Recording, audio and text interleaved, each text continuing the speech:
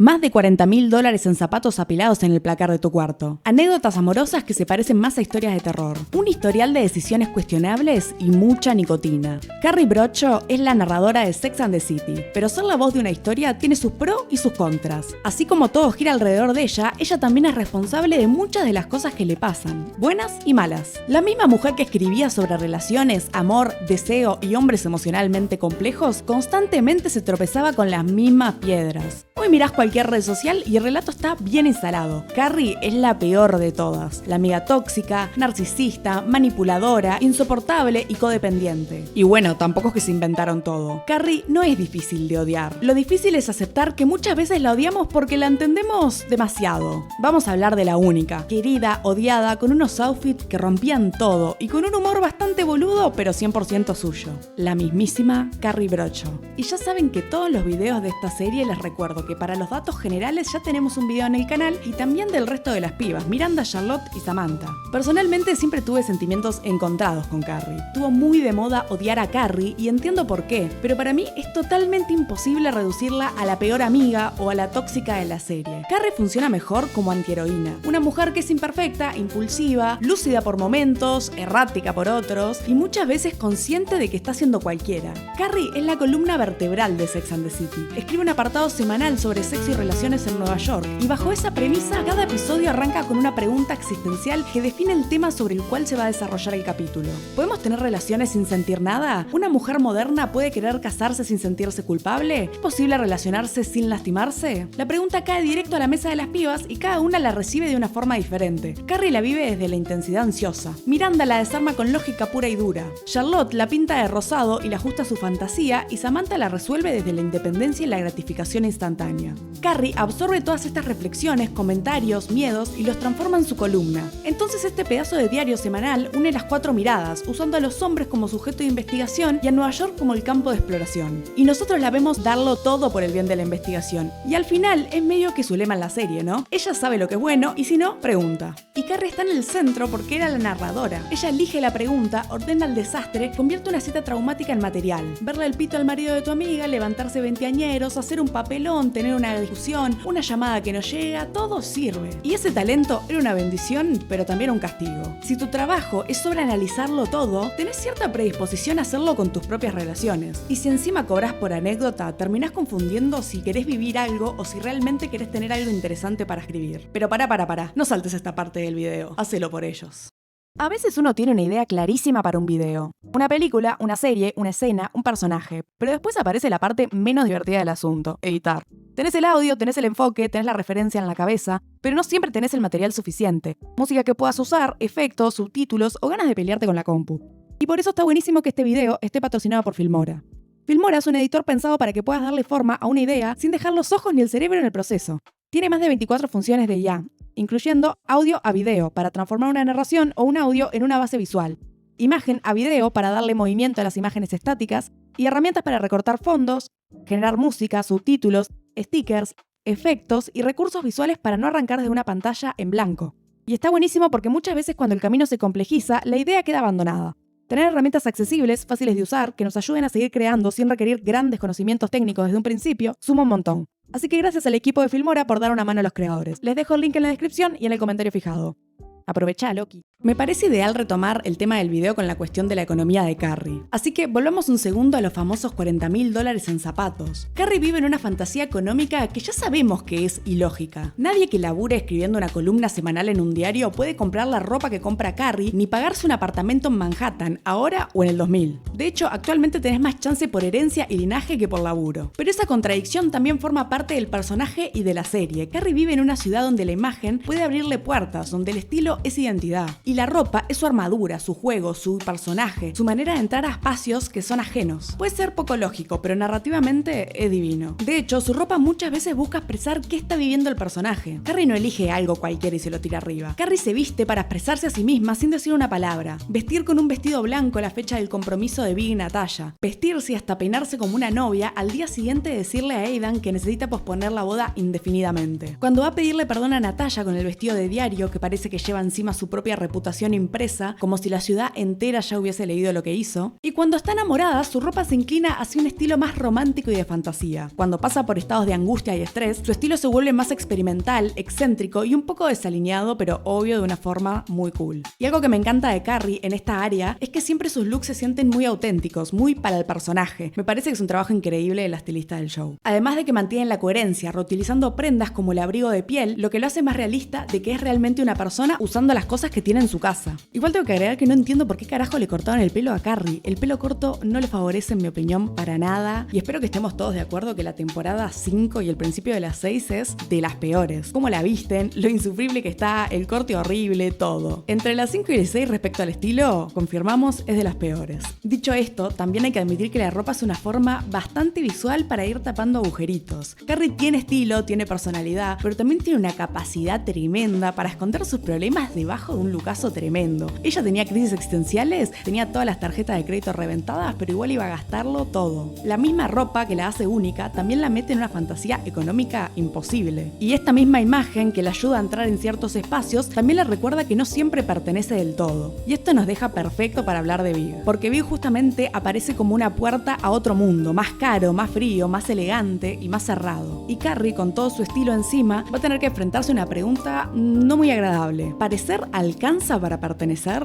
Y no se me ocurre mejor forma de darle pie a un personaje muy grande en la vida de Carrie, y una de las razones por las cuales recibe tanto odio. Ya sabes de quién hablo. John James Preston, Mr. Big. Su aparición es ambigua y muy vergonzosa, prácticamente un paneo de cómo va a ser su relación. Y acá quiero que recordemos por favor la frase con la que Samantha nos presenta a este hombre. That guy? He's the next Donald Trump. ¿Qué querés que te diga? Todas las red flags estaban ahí. Big aparece rápidamente representando la figura de poder, misterio, elegancia que la pasa a buscar en su auto carísimo. Es un hombre grande con mucha cancha y mucho éxito corporativo, siempre de trajes caros. Y Carrie, por otro lado, representa más el perfil despelotado, sin mucha efectividad en la gestión de su vida. Big parece controlado y Carrie parece caótica. Y acá una curiosidad, ¿se dieron cuenta que a Carrie la confunden 3 veces con ser prostituta? La primera vez por Big, la segunda por este francés que le deja $1000 por la noche y por último, este asiático que la encara en un hotel de mala muerte. Sí, ya sé, cada ocasión tiene su justificación, pero me parecía curioso la repetición de este recurso. Y hasta donde sabemos, Carrie no tuvo grandes relaciones. Obviamente salió con muchas personas y tiene su cancha, pero dentro de lo que son las relaciones serias y duraderas, no vemos que hagan referencias anteriores a Big. Entonces este tipo no entra como cualquiera. Es la primera gran historia romántica que la serie construye alrededor de ella. En principio, Big aparece como una visión más para su columna. Un hombre que entra en su radar porque reúne muchas cosas que le atraen de su mundo. Poder, plata, ambigüedad, deseo, elegancia. Así como Carrie contrasta sus preguntas con Miranda, Charlotte y Samantha, también empieza a contrastarlas con Big. Y este recurso por parte de la serie es para poner en Big en contraposición con la mirada del resto de las chicas. Porque Carrie es narradora, ordena el caos, pero Big no se deja ordenar tan fácil. Cada vez que Carrie cree haber entendido algo, él se mueve un poquito, pero no mucho. Lo justo para que ella tenga que volver a interpretar. Y con Big vemos qué puede pasar cuando un hombre no disponible emocionalmente, con herramientas comunicativas bastante pobres, se junta con una mujer sobreanalítica con un poco manejo emocional. No podía salir bien. Pero claro, si salía bien, no había serie. Carrie recibe a Big como un terremoto. Cuando aparece, la serie cambia de tempo totalmente. Acá vemos una Carrie que busca llenar los silencios como una forma de intentar anticipar lo que pasa por la cabeza de la otra persona, cosa que con este tipo es muy difícil. Cuando está con él, se convierte en esta máquina de sobreleer cada cosa, ya sea una palabra o la ausencia de la misma, todo puede llegar a tener segundas intenciones. Y como dijimos al principio, si vivís de sobreanalizar y sacar conclusiones, es muy difícil no hacerlo en tu propia vida. Pero, Carrie es más del palo de haz lo que digo, no lo que hago. Y le es demasiado fácil entrar en una espiral del demonio por cosas que simplemente asume. Y decir que la comunicación de Big es muy pobre es quedarse cortísima. Y aunque a Carrie le sea extremadamente fácil hilar ideas en su computadora, no es tan fácil sacarse las dudas con Big y prefiere hacer la para nada tóxica práctica de asumir y teorizar. Con Big aparece esa necesidad de ser elegida por alguien que parece inalcanzable y, como ya dijimos, no pregunta, solo asume. Así que lo que ve o lo que escucha tiende a justificar el argumento que viene creciendo poco a poco en su cabeza. Y este lleva y trae con Big funciona porque él le da lo justo para que ella no se vaya, pero nunca lo suficiente para que la tipa pueda dormir. Y es muy doloroso de ver porque cuando están juntos es hermoso, pero cuando salta toda la mierda te deja en la posición de razonar que en realidad nada era maravilloso. Y también es lógico lo que está sufriendo Carrie, pero es el vínculo con el cual se exponen un montón de cosas de ella, que no son para nada fáciles de ver. Y acá donde quebramos una de las primeras lanzas contra Carrie. Carrie es una mina muy insegura que necesita la validación y la confirmación de su lugar en la vida de Big. Pero Big no era ningún boludo. En la gran mayoría de los casos, Carrie tenía razón en lo que sospechaba, solo que tenía la enorme desgracia de explotar muy anticipadamente y abordar los problemas de la peor forma posible. Mientras Big marca el tempo de la relación, la mente de Carrie va a años luz. Carrie ya sabe lo que necesita saber para que Big sea el indicado, y su miedo está en que Big no se sienta exactamente de la misma forma. Ese es el miedo principal que acompaña toda la relación, ese sentimiento de disparidad, de ser fácilmente reemplazable o de no llenar ese espacio en la vida de esa persona. Y es espantoso, pero todos nos hemos sentido así alguna vez. El sentimiento de amar más de lo que uno se siente amado es muy normal. El tema es que Carrie no logra poder hablar de esto y Big no está precisamente disponible. Y esta es la base en la que se construye su pareja. Carrie necesita un lugar en la vida de Big, y esto queda muy evidenciado con este gesto tan miserable que da una tristeza. No sé si se acuerdan, el cepillo de dientes. El gesto de Big dándole un cepillo de dientes para dejar en su casa, dicho por ella misma, uno de los momentos más altos de su relación. Imagínate, este es el nivel de hambre afectiva con el que Carrie venía leyendo todo. Y la cantidad de esfuerzo que tiene que hacer esta mujer para imaginar lo que Big siente por ella. Como es totalmente ambiguo, cualquier gesto, objeto, cualquier mínimo espacio físico en su casa se vuelve una prueba. Pequeñas cosas que parecen decir poquito, Carrie necesita que digan muchísimo. Y eso hace mega agotador el vínculo con Big. Carrie vive tratando de convertir migajas en señales divinas. Así como todo puede tener segundas intenciones, todo puede ser también leído como una confirmación de que Big la está eligiendo. Pero como nada es del todo claro, la confirmación nunca alcanza y siempre necesita otra y otra y otra. Y ahí entra uno de mis capítulos favoritos para entenderla, que es la crisis del pedo. Toda la situación es espectacularmente graciosa porque vemos a Carrie desplegar su estrategia de control de daños por una causa totalmente ridícula. Carrie estaba atribuyendo que soltarse un pedo era la razón por la cual con Big no estaban cogiendo. Y hace todo el contraste de opiniones con sus amigas, bordear el tema sin comentarlo y que obviamente salga mal porque ante las crisis Carrie actúa de forma errática. Todo lo motiva el miedo de quedar expuesta como una infiltrada en el mundo perfecto de Big donde las mujeres no se tiran pedos. Finalmente, y luego de mucha negación, Big termina conociendo el apartamento de Carrie, simbolizando que, aunque tiene miedo de mostrarse como es y que Big vea que no es perfecta, tiene la capacidad de bajar las barreras y dejarse ver en su desorden, aunque ya había tenido una muy buena previsualización de lo que iba a hacer Carrie. Y está bueno ver estos dos ejemplos juntos, lo del cepillo y el pedo, y sí, ya sé que suena bizarro, pero son dos ejemplos que nos muestran muchas de las contradicciones de Carrie. Ella quiere tener un espacio en la vida de Big, pero le asusta que vea sus defectos. Quiere que él baje sus barreras, pero tiene miedo que al bajar las suyas quede en evidencia que no son del mismo mundo. Y Big tampoco dice nada para calmar esta ansiedad, ¿no? Hay que admitir que las bases tóxicas de la relación las sentaron ambos. Y a pesar de ser una escritora, o sea, una comunicadora, Carrie usualmente usa tácticas del choque en las situaciones que le generan inseguridad.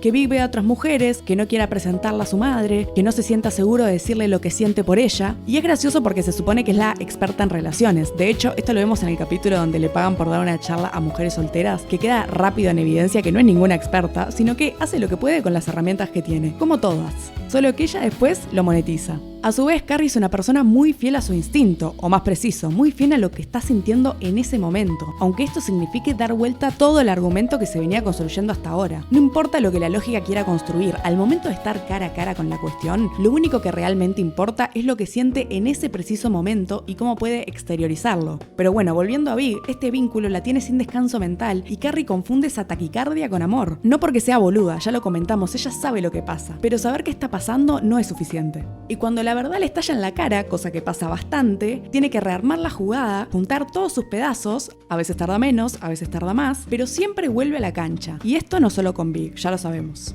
Pero con él vemos su primera faceta hipernecia y dependiente. Ella quiere que ese hombre en particular, con esa actitud, con esos problemas y con esa vida inaccesible, la mire, cambie absolutamente todo y le diga, te elijo a vos. Porque si Big la elige, ella siente que ganó. Ganó contra las otras mujeres, contra la indiferencia, contra esa parte de ella misma que siempre está en la sospecha de que la están a punto de reemplazar. Y por ahí también entendemos por qué Big la desestabiliza tanto. Él se maneja más cómodo en términos de negociación, espacios separados, límites claros, es más territorial. Necesita procesar desde la distancia, ordenar lo suyo, decidir cuándo entra y cuándo sale. Puede sonar frío, pero es su forma de manejarse y lo mantiene durante toda la serie. Carrie es casi lo contrario. Carrie es más de las vibras, de lo que se siente ahora, de lo que se necesita decir ya. Y el problema es que mientras que Big necesita un espacio determinado para resolver los problemas, Carrie lidia cuando y donde puede. Big se cierra cuando siente presión y Carrie presiona más cuando siente que él se está cerrando.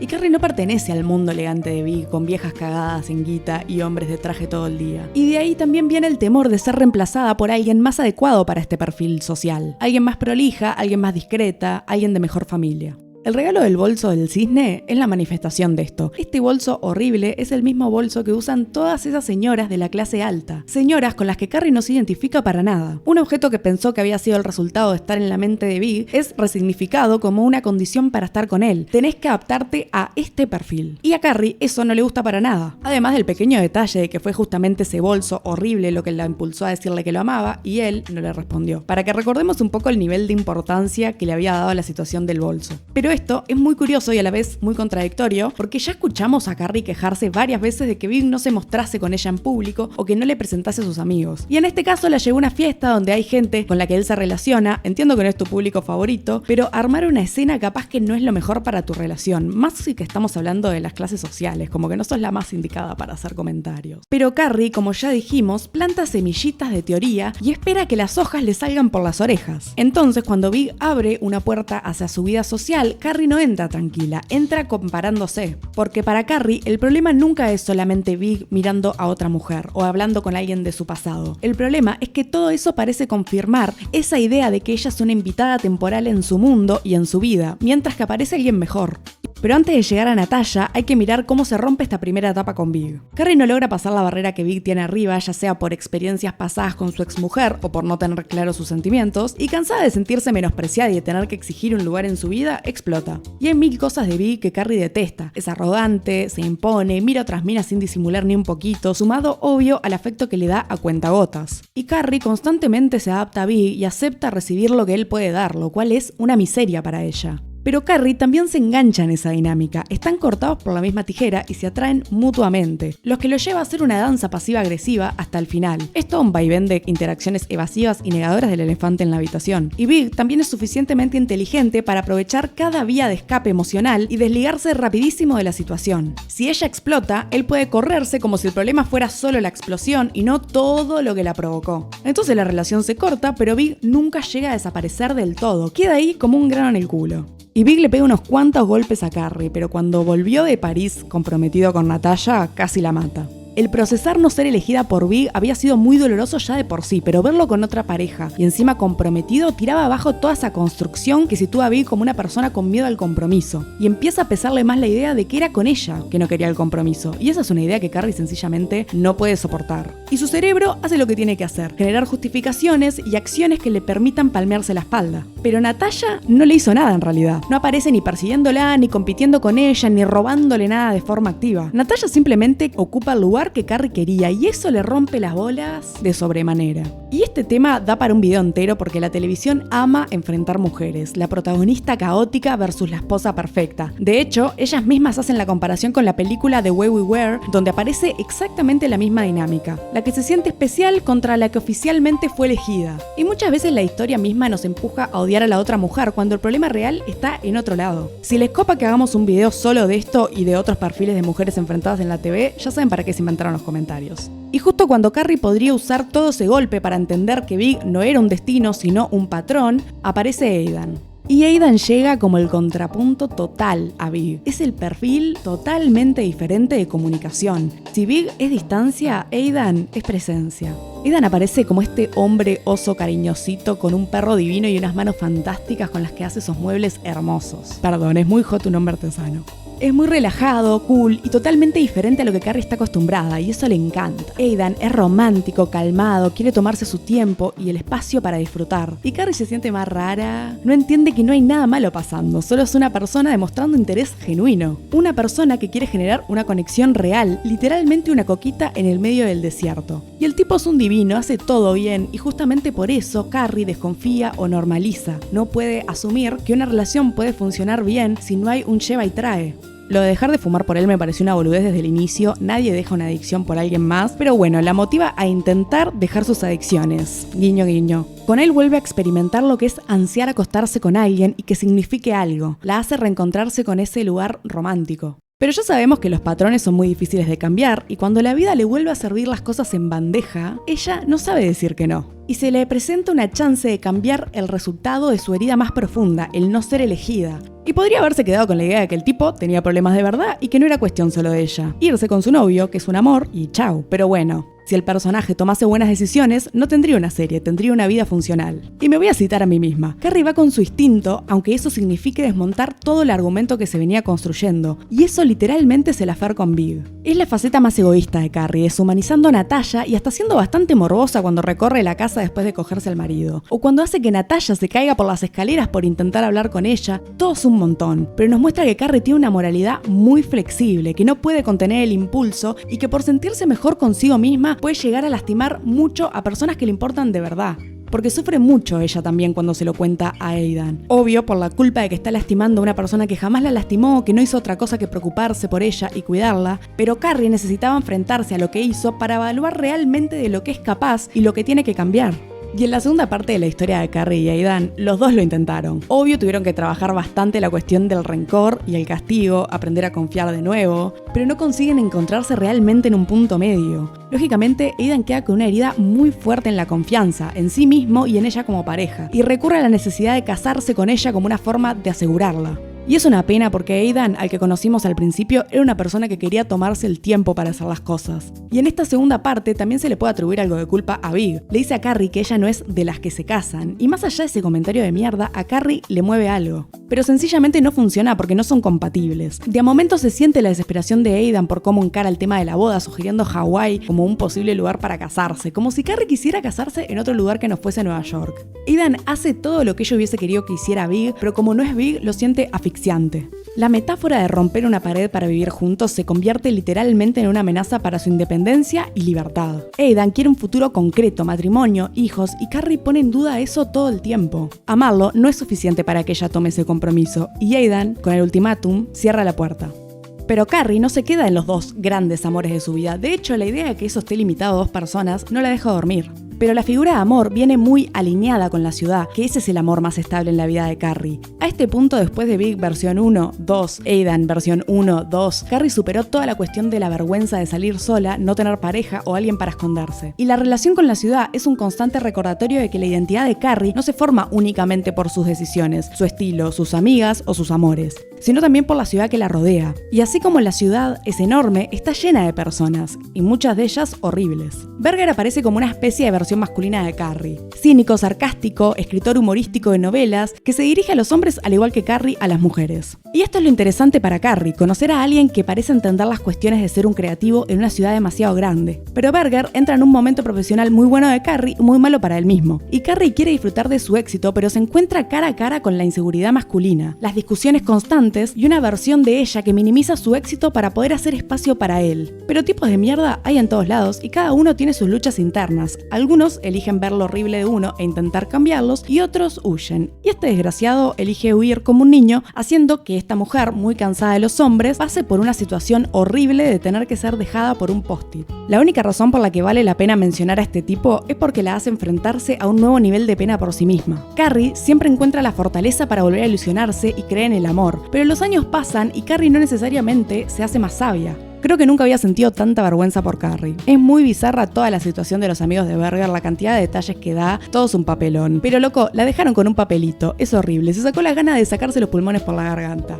Y bueno, tampoco recibió muy buen asesoramiento. Esto es lo que pasa cuando Miranda no está. La pata más fuerte e importante de toda la serie son las amigas, que ya sabemos que no están solo para acompañar a Carrie en sus divagues. Son los espejos en los que rebota cuando se enfrenta con la realidad, y cada una representa un rol diferente para Carrie. Miranda es el cerebro pragmático, la que le tira las verdades por la cabeza cuando Carrie la está cagando fuerte. Charlotte es la fantasía tradicional, la parte de Carrie que todavía quiere creer en el amor, el alma gemela, la casa perfecta. Samantha es el deseo sin culpa, la libertad que Carrie admira pero que muchas veces juzga.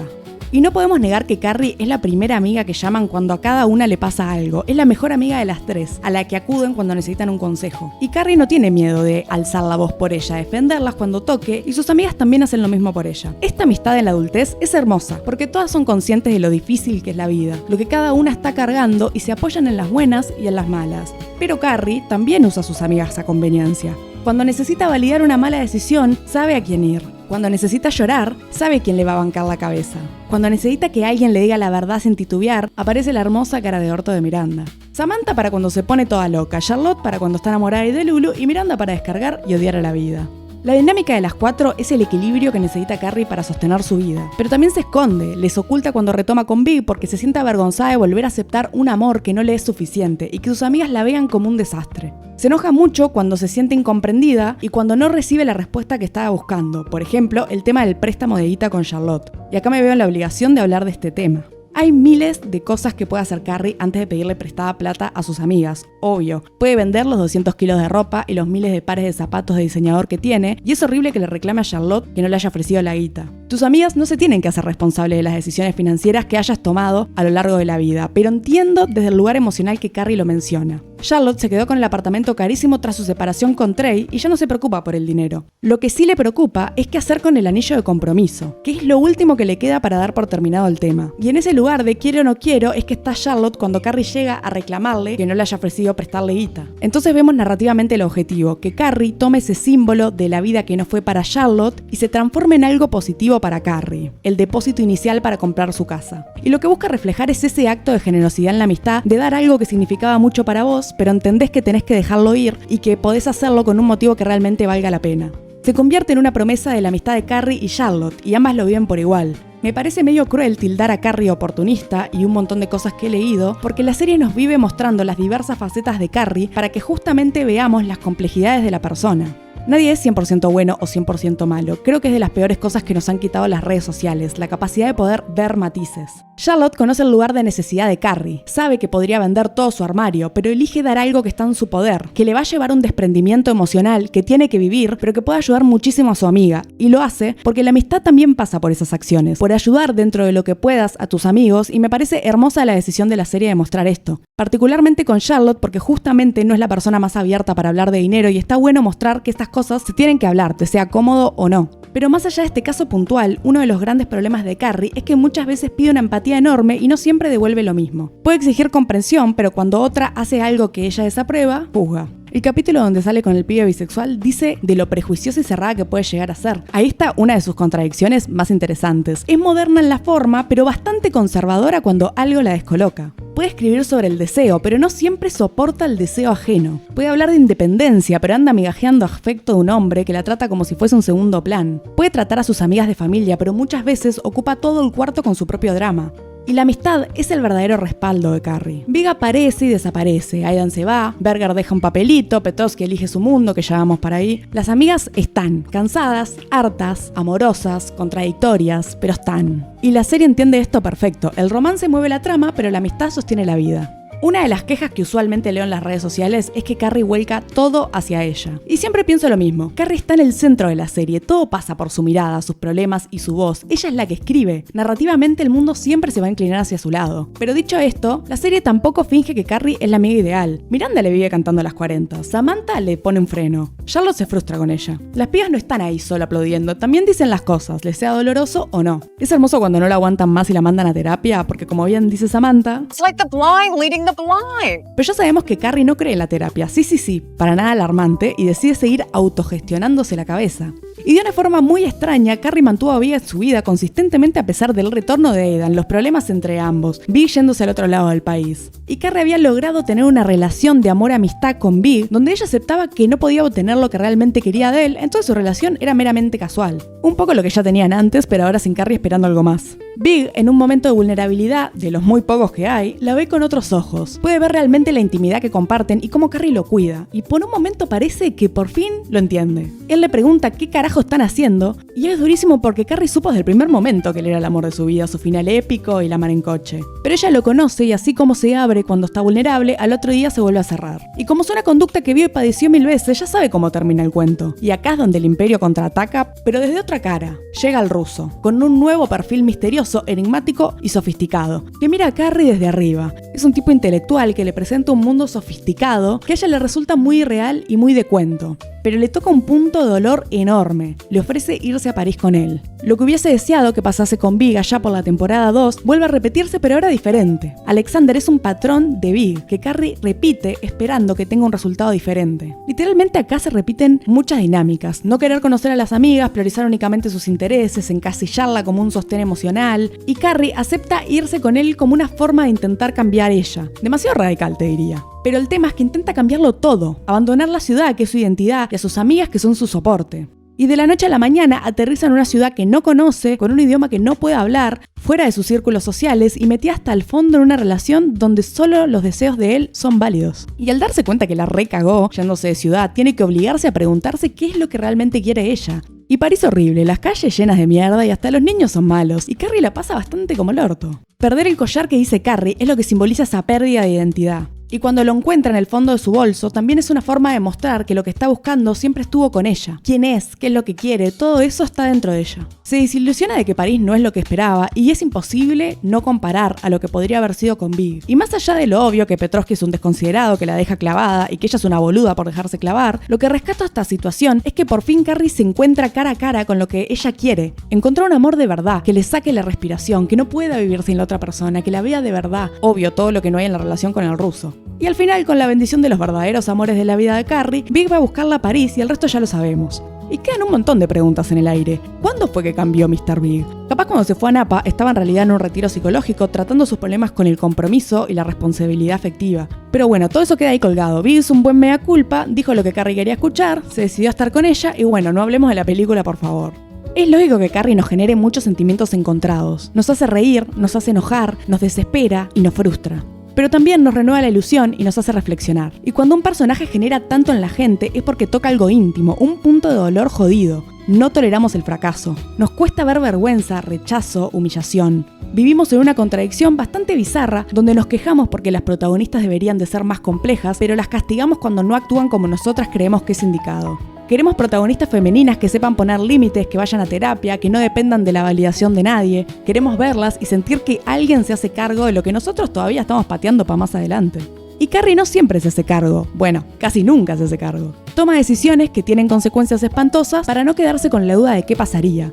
Y de momentos es bastante patético. Y justamente por eso puede caer mal. Pero seamos honestos, todos fuimos un poco Carrie alguna vez. Todos nos mandamos una cagada por mensaje, por redes sociales o en vivo y en directo. ¿Quién no atomizó a sus amigas hablando del mismo boludo una y otra vez? Todos confundimos ansiedad con intuición, aunque después nos hagamos los inteligentes. Carrie nos jode profundamente porque repite errores. Porque tiene unas amigas y una vida increíble y aún así anda por ahí lamentándose por tipos que no valen ni un peso. Porque escribe preguntas hermosas y después vive sus respuestas horribles. Y a la vez, ahí está la gracia. Y si te gustó esta gilada, dale like, suscríbete, loquito, que no sabes cómo ayuda. Déjame en comentarios si te gustaría que hablara algo más de esta serie. Y no seas tímido, déjame sugerencias que siempre ando buscando algo nuevo para ver.